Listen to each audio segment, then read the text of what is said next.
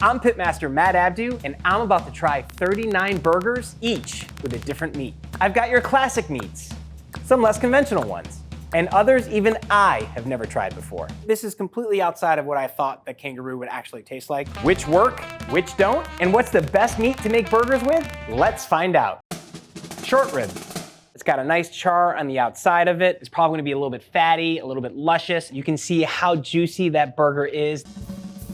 Oh yeah, packed with beefy flavor. The short rib is meat that's resting on the bone, on that rib cage. Anytime that there's meat resting on the bone of the animal, those bones add more beefiness, flavor to whatever that muscle is. And since short rib is resting right upon it, it's gonna have all that flavor. The texture is soft, it's luscious, it's got that nice fattiness to it. It's really, really good. Brisket. I love brisket as a cut of meat, period. It's looking plump, it's looking juicy.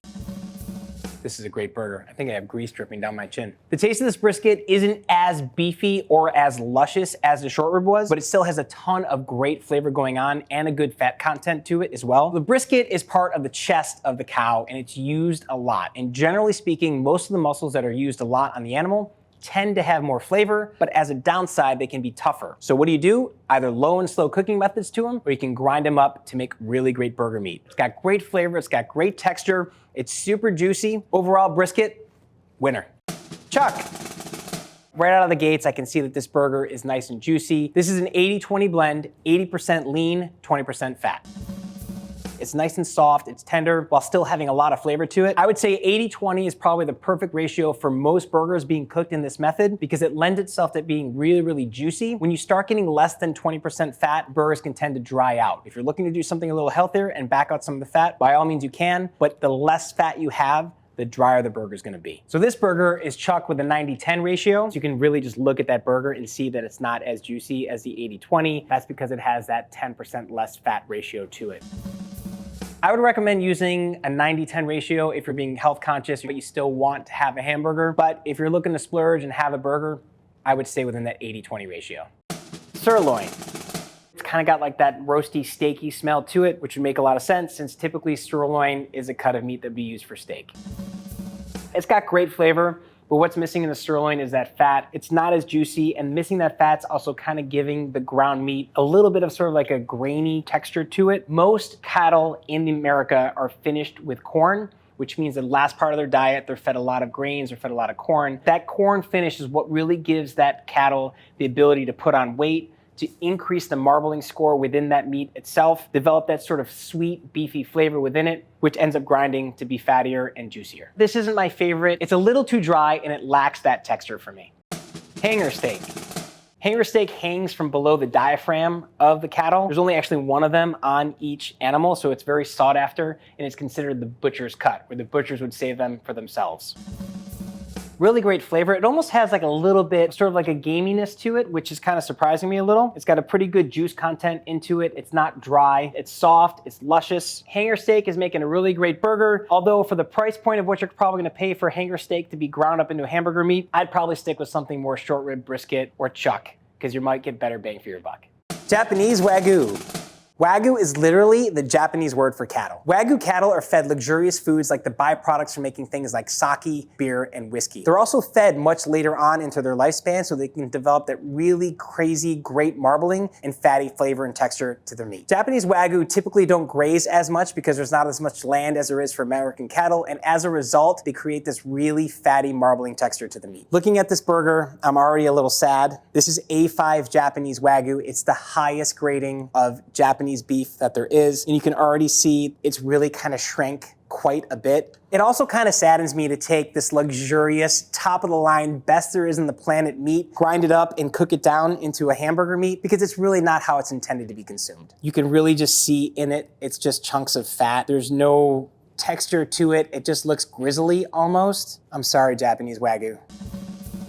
What's very interesting about this bite is it is super rich. It is super fatty. I don't even really need to chew it all that much because the body temperature of my mouth is like melting the meat as I'm chewing it. It's kind of like just having a big chunk of fat from a steak ground up. I'm not digging it. The cost of Japanese Wagyu is astronomical. In Japan, cattle are graded between A, B, and C, and in those subsects, they're from 5 to 1. A5 is the highest rating of Japanese Wagyu that exists on the market. It is outrageously expensive. You can pay hundreds hundreds of dollars a pound just for it. So if you're gonna be spending that much money on it, don't grind it into a hamburger. There's too much fat, it's just gonna melt out, and what you're left with is just something that's sad.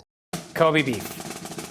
Kobe beef is still Japanese Wagyu, and it's thought of as being the creme de la creme of the best Japanese cattle in the entire country. It specifically comes from the Hokuto region of Japan, where they have much more rules and regulations of how the cattle are grown. It's surprisingly really juicy. The flavor of it is really quite spectacular. It's strange though, as you're eating this, sort of just the way that the meat cooks up with that really fattiness to that grind on it. It's rich and luscious, but also kind of crumbly at the same time. When I'm looking to have a burger, I'm looking for something that holds up together, has beautiful flavor. In this, it's just unbalanced. There's too much fat, which makes it not eat well as a hamburger. American Wagyu. American Wagyu is going to be completely different from the Japanese Wagyu meat because it's a crossbreed between a purebred Japanese Wagyu and typically an Angus steer or Angus cattle here in America. They're also going to be finished with corn, so it's going to develop a different amount of flavor. And American Wagyu isn't fed for as long as Japanese cattle are, so it's never going to develop as much fat or as much marbling. Definitely not as fatty, definitely not as rich, has more of that traditional hamburger sort of texture and quality of what most American palates are gonna recognize and enjoy. Comparatively to just a typical chopped hamburger meat or chuck or round, it's got a lot more richness to it. It's got more beefy flavor than just the typical rounds or cuts of steak or meat. It just performs better as a burger. It's better balance of fat and meat and flavor. Overall, American Wagyu for me is a sweet spot for a great hamburger. Round. Round's coming from the hind quarter of the cattle, so those back legs. What I'm getting more so than anything off of this is the aroma. It's smelling like a really beautiful roast that mom's been cooking in her oven all day, low and slow. Lots of great flavor in this. It's tender, it's juicier than I thought it would be. Typically speaking, the round is a little bit of a leaner part of the muscle on the cow. It doesn't have as much fat storage. The less fat, the less moisture, the less juiciness there's gonna be in that burger when it's cooked. But this is eating really well for me right now. Turkey. Turkey is obviously different than any sort of cow or cattle. There's not nearly as much fat or flavor for that matter. It has more of a dense texture to it because of that lack of fat. Kind of spongy, kind of chewy, kind of bouncy, dry. Turkey burgers are always going to cook up drier than traditional cow or cattle or beef burgers. There's just not enough fat in turkey to create that moist texture. And also you have to typically cook turkey more than you do ground beef. And again, the longer you cook something, the more you're gonna dry it out. If you're looking for something leaner and healthier, not a bad option. Salmon. It's got a nice crisp edge from all the fat that's in that salmon, from all the oil that's in that salmon. There's not much juiciness coming out of this at the moment. And you can see that white protein leaching out. That's usually an indication when the salmon has been cooked past its peakness. It tastes like oily, fishy fish. Grinding it up, cooking it in this manner has made it completely dry. The texture for me is undesirable. Salmon is a very oily fish. It's got lots of omega-3s into it, but unfortunately when you grind salmon meat and you cook it, all that oil leaches out and all you're left with is the dry protein that remains. It just doesn't cook up well into a burger. Chicken. Visually, the caramelization of the proteins is cooking up nice and golden brown. It does not look very juicy. The aroma though does smell like beautiful roasted chicken. It's really dry. There's not enough fat in this to make it into be a texturally enjoyable burger. Chicken meat is gonna have a more mild flavor than turkey will. It's a smaller bird. The feed that they're gonna have is gonna be different. So the flavor profile of the meat is going to be different in that sense. On its own, this just doesn't hold up. Pork. It's got a lot of juice within it. Texture looks a little bit more dense than some of the higher fat ground beef blends that we've seen so far. Texturally, flavor, that's eating really well. It's juicy, the texture is tender, bun's a great vessel holding it together, capturing those juices that are in that pork shoulder. Pork shoulder is one of the most economical cuts of meat. Pork in general, pound for pound, is probably the least expensive protein on the market. It feeds a lot of people for low cost, and because of the ratio that the fat to lean that's in the shoulder, it just cooks up to be a really great burger. Grass-fed beef. Grass-fed means exactly what it sounds like. The cows are fed a diet of grass, primarily from just roaming free range on the pastures. Typically speaking, it results in a leaner animal. They're not being finished on grain. They're not developing as much fat or marbling as grain-finished cattle will. This is also organic. Organic means it's just fed a natural diet without any additives or antibiotics or hormones given to it. Texture is a little bit denser in there, meaning that it probably didn't have as much fat as a traditional grain-fed cow would have. It's definitely drier than the grain-fed chuck that we had earlier. The flavor does also have sort of like a little bit of a livery, sort of gamey kind of quality to it. That's probably due to the diet of it eating just grass and being organic. For me, this is just missing that fat balance. It's good, but it's not great. Beef blend. This is a blend of chuck, shoulder clod, and brisket. Shoulder clod is just a muscle within the chuck, within the shoulder. It's more of a specific leaner cut carved out of that big primal portion of the cattle. Oh wow, look at that. The flavor on that is awesome. It's what I want in a hamburger. It's juicy, it's tender, the texture is spot on, the right ratio of fat to lean is right in there. Blends in general allow you to make that perfect balance of what you're looking for fatty, lean, richness, flavor. Getting those cuts from the animals that you're specifically trying to make a specific blend for you just ends up creating a really special burger, and when done right, can make a great burger all the time. Dry aged beef. Dry aged beef is typically taking a large cut from the cow and aging it in a controlled temperature, moisture, and air environment. And as that's happening, moisture is being taken out of the meat from the drying process. It's fortifying the flavors within that meat, and the natural enzymes in the meat tend to break it down, causing it to become really tender. Smell's got a little funk, but not overwhelming, but it does have that rich, beefy aroma to it. The dry aging process is really making that beef flavor kind of punch itself up and shine through. It does have a little bit of that funk from the dry age, but in a very pleasant way. Over time, as the meat is dry aging, there's gonna be natural molds and things that sort of grow on that meat that add to that funky flavor that's happening. The longer it dry ages, the more those things can develop and result in even funkier flavors. It's not rotten, but it's certainly something that's gonna have that, what's going on? It smells a little funky to it, and something that some people really might enjoy. If you're into that and you like that, you're probably just gonna end up paying more for it, and it'll be exactly what you want. Venison. The word venison comes from the Latin word venare, which translates to hunt, originally referred to as any game meat, not just deer. You do get that mild game flavor in the back, but it's not overpowering, it's not too punchy. It is very lean, so that fat isn't really coating your mouth in the way that a traditional beef burger would. I like that mild liver flavor profile that's coming from it. If you like that, this venison burger is for you. Bison. Bison for me is gonna have lots of similar characteristics to that of cattle. A lot of domestic American cattle is a subset from a crossbreeding bison to where we are today. It's actually really good. It's juicy. It's got good texture to it with like a little bit of sweetness behind it too. The beef flavor is a little bit more mild while the gamey flavor is a little bit more pronounced. Bison's high in B12, iron, and it's protein rich, so it does have some redeeming health qualities over traditional cow, and it's certainly something that if you want to eat, you should give it a try because it tastes really good. Lamb.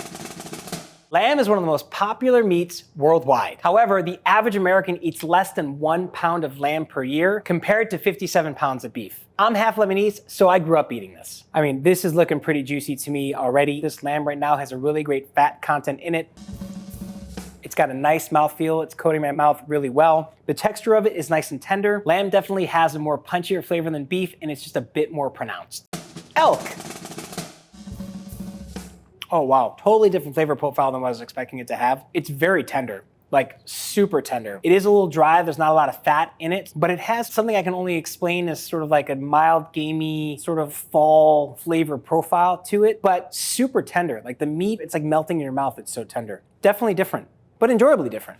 Italian sausage. I'm half Lebanese. I am also half Italian. Italian sausage is something I am epically familiar with. It's more of that compact, dense meat. You can see the little chunks of fennel seed, that spongy like meat from the sausage. That fennel's really jumping up at you. I'm getting oregano, I'm getting garlic, some basil maybe. When you're taking meat and you're turning it into sausage, you're adding things to it and you're working it. We're adding salt. Salt's gonna break down some of the proteins. It's gonna leach out some of the moisture. When you mix it, it's gonna bind it back together and hopefully hold the moisture back into it. But it's also going to completely change the texture, and you're gonna move away from having fresh pork flavor to pork flavor that has very strong notes of whatever those spices or seasonings that you're adding into it to make it that sausage. Doesn't feel like a burger, but it's still delicious. Chorizo. There are two main types of chorizo, Mexican chorizo and Spanish chorizo. Spanish chorizo is a cured version of the sausage, something similar to like a salami that you would have. This is Mexican chorizo. It's filled with things like chilies and paprika and garlic. It's typically coming from the pork shoulder, so it's gonna have a lot of moisture and fatty juiciness to it. There is a lot of flavor going on in this particular chorizo. Recipes can vary from house to house, from recipe to recipe. This might be a little too much for me to eat, all just straight chorizo like this, but a few bites, I give it a thumbs up. It's pretty tasty. Crab. Personally, I'm gonna call this a crab cake. Crab cakes need a binder to hold them together, something like breadcrumbs or eggs, unlike ground meat, which its natural proteins when cooked coagulate and hold itself together on its own. Overall, it's got that beautiful sweetness of the crab. I love the crunch of that breading that's on the outside of it. The texture of crab in general is very soft and it can flake apart very easily. So you wanna make sure when you're working with it, you don't overwork it too much and shred it too much. If you shred the crab too much, it's gonna completely change the texture and tend to dry out on you. Shrimp. This is just shrimp. Shrimp has enough proteins within it that when it's ground and worked and cooked together, it's going to hold its own shape. It's got those speckles of that sort of orangish, reddish, pinkish. Think of the lines on the outside of shrimp cocktail when you eat it. That's kind of weird. It's very bouncy, it's very spongy. The shrimp flavor is very mild, it's not off-putting at all, but the texture of this is really undesirable to say the least. Ostrich. I have had it as carpaccio and tartare, but I've never had it really ground and cooked into a burger form. Ostrich is a very lean animal. It's not gonna have a lot of fat stores the way that cow or cattle will. And because of that, it's lacking the fat that makes a great burger a great burger. It has sort of a back end note of a little sweetness back there. It's certainly not rich and beefy like cow, but the gaminess of this is sort of overpowering that sweetness for me. It's not terrible, but it's also not great. Eel. It has like a fresh fish note to it, but it's not fishy. It's not nearly as fishy as the salmon burger was. Eel's typically a fattier fish, but I don't think it's gonna be oily fatty like the way salmon is, so maybe this might cook together. I have no idea what I'm about to bite into here. It's surprisingly like sweet, a fish flavor to it, nothing overpowering. I wish it had maybe some more crunch on the outside of it to kind of offset the interior texture of it. Kind of tastes like a big fish stick. Eel has a much higher fat content than lots of other fish, but sadly it's not coming across in that way as far as the texture of the mouth coating. Maybe a lot of that oil might have melted out in the cooking process. The more I let it sit and develop, the more I'm enjoying it. It's just missing a little juiciness or fat to really round it out. Alligator. Kind of smells a little bit like chicken. Think of the darkest of dark meat turkey and then add a little minerality, brininess behind that, and that's kind of the flavor I'm getting. The meat's tender. It's not like it's tough or I have to work really hard to get through it, but there's no sort of redeeming mouth quality. I would be guessing that this is tail meat, which is the prime cut of the alligator. It's gonna be more tender, but again, even though it's probably the best cut on the alligator, it's still hard getting my head wrapped around that sort of minerality behind it, that brininess, that saltiness. It's very interesting. It's just not for me. Rabbit. Rabbits are considered a very sustainable meat because they have a very good feed to meat ratio. This has a very almost tough texture to it. It's taken a lot to chew through. It's very mild, resembles something similar to like maybe roasted chicken if it had like a little gamey note in the back end of it. The flavor's not terrible, but there's really no redeeming quality into having this like a burger. When you squeeze it, you can see the natural juices coming out of this, so it might make you think it's not gonna eat dry, but that's just from it being cooked appropriately, so there is some moisture still left in that ground meat, but it's not that fat that's gonna coat your mouth and give you that desirable, beneficial flavor or texture. It's just meat juices. Kangaroo. There isn't a single kangaroo farm in Australia. All kangaroo is free-range meat without any hormones, additives, antibiotics, or anything. Also, kangaroos are considered to be pests, so actually, Australians are encouraged to eat them. Wow, look at that. I was not expecting the inside of this meat to look this juicy. It does have that sort of mild, livery-like gamey aroma to it. Really interesting. It has a very similar flavor to that of the elk and the bison that we ate earlier. It's very tender, surprisingly so. It's quite pleasant. This is completely outside of what I thought that kangaroo would actually taste like. I can see why there's such a thing as kangatarians, people who are vegetarians but eat kangaroo as their only meat. It's also kind of interesting. The longer that this sits after it's being cut, it's almost kind of like drying out in real time. Maybe that's because of the lack of fat within the actual meat of the kangaroo, but it's still juicy. This totally surprised me. Duck. Duck is a more active bird than compared to turkey or chicken. This leads to a higher concentration of myoglobin, which gives it its darker color. The flavor is really great. It is, however, a little bit dry, kind of so much so it's a little hard to swallow. I wish it had a little bit more fat into it because the flavor is really so good. Duck have a layer of fat underneath their skin that helps insulate them in cold water. However, I don't really think that's coming through here. Whatever that fat is either wasn't ground up into this burger or it's just not working. I think there's a reason why I haven't really seen a duck burger before. Wild boar. In Italy, we call this cingale, and you see it in all different types of form, from ragouts to stews, but I've never seen it actually ground up for a burger. Wild boar will basically eat just about anything, so if you are out there hunting it, be careful because very often you can find worms in the meat. Interesting thing about wild boar, the female flavor is typically more mild in that livery gamey flavor, where the males are gonna be a lot more intense. The testosterone in the meat, especially if they're killed in the wild hunt, kind of makes the flavor really, really intense. Surprisingly, it's actually not that dry. The gamey flavor of it isn't that pronounced. It's almost like a leaner, more porkier pork. Yak. Oh wow, this doesn't look yacky at all. It's kind of got a glisten of some decent fat content. Well, very mild, not overly beefy at all. I'm not getting that mouth coating from excess or additional fat within the grind, but it's not dry either. It has a very enjoyable, sort of soft textured sweetness to it. If this had a little bit more fat in it, this would be a really great burger. Very pleasantly surprised with the yak. Veal. The flavor of veal is always going to be more mild than full developed beef or cattle or cow. Lots of times veal are just on a milk-fed diet, which gives them the very pale color of their meat in the internal side of it.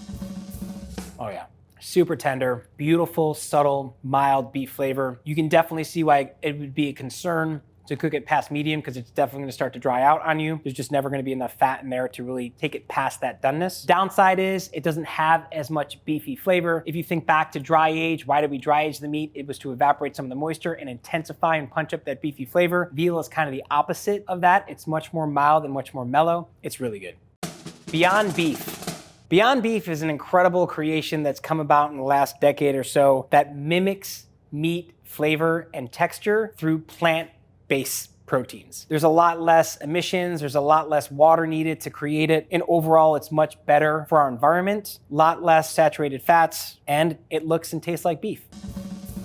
I mean, it's fascinating. It tastes like a charred hamburger. Does it have the exact texture? Does it have the exact flavor of ground beef? It does not. But if you're never eaten ground beef or you don't choose to eat ground beef, you're never probably gonna know the difference. The actual texture of itself with a crunchy, crispy outside and that tender inside is also quite fascinating. It's like sort of that nutty, almost edamame-like flavor. If you don't wanna eat beef, but you wanna have a great burger, Beyond Beef is a great option. Impossible Beef. This is another one that's a plant-based meat substitute. Not seeing a lot of juices coming out of it. Sometimes if these burgers have a tendency to cool down too much, that coconut oil, which mimics that beef fat texture, can congeal a little bit, but when they're hot, they usually gush out just like hot burger meat will. Very, very similar texture and flavor profiles to the Beyond Meat. Again, you're getting more of that nuttiness, more so than beefiness behind it. It's very hard to tell any sort of key differences between this and Beyond. For me, they're exceptionally similar to one another. Veggie Griller. This is another meat-like patty that's all plant-based. It's different from Beyond and Impossible because it's a pre-formed patty, and obviously it doesn't look the same. It's dry, doesn't really taste like anything. Maybe the outside char is giving it its only redeemable sort of flavor quality to it. If this is what you like, more power to you, but I'm not seeking this out to replace my hamburger. Mushroom. Yep. That's a mushroom. Looks like a mushroom, tastes like a mushroom. Portobello mushrooms have thick cell walls that give it its firm texture. They also have a really high water content, which helps maintain its dense feel. I love that this is just a vegetable that you can put on a bun and have something that resembles a burger. Black bean. Definitely see the cross section of those black beans on the inside. Stuff that's holding it all together is very much just probably mashed up black beans into it. It's really starchy, it's really pasty. There's no beef mimicking quality behind this. The great thing about a black bean burger is that the binder is the starch within the bean itself. That bean paste, when it's formed and mixed into all the other ingredients that are in it, will hold its shape well enough so that you can put it on the grill. But for me, it's just a mushy texture. I'd rather seek out one of the other plant-based options if I'm going that direction. Veggie Burger. I'm seeing carrots, zucchini, peas, broccoli, and it's all kind of bound together by maybe some of those vegetables being pureed while keeping some of them sort of coarse and chunky. Lots of veggies, it's a little mushy, and if you're in the mood to have a lot of vegetables on a hamburger bun, this could be the way to go do it. My top 5 burgers of the day were chuck, short rib, dry age, blend, and American Wagyu. Chuck is just that quintessential iconic ground beef that makes the most traditional hamburger. It's a great ratio of lean to fat, and it cooks up to be a really juicy, flavorful burger. Short rib for me has all that rich, luscious, beefy flavor. It's juicy, it's everything I want in a great burger. Dry age is creating that really rich, intensified beefy flavor while also creating a perfect tender bite. I also like the little bit of funk that goes along with it. The blend for me is just a great way of getting your perfect blend of rich, fatty, flavorful, juicy meat all combined into the perfect patty. American Wagyu is just that perfect ratio of fat to lean. It has incredible flavor, it's juicy, it's tender. It's expensive, so it's a real treat. My two runner-ups were lamb and yak. Lamb because it just has that really pronounced, beautiful, delicious flavor. And yak, I was just really taken back. I was surprised at how good, how juicy, how flavorful it was, and that little bit of sweetness behind it really caught me by surprise. If you're looking to create that great burger at home, make sure you're looking for something that has great beefy flavor, great fat, and great tenderness, and you're never gonna be disappointed.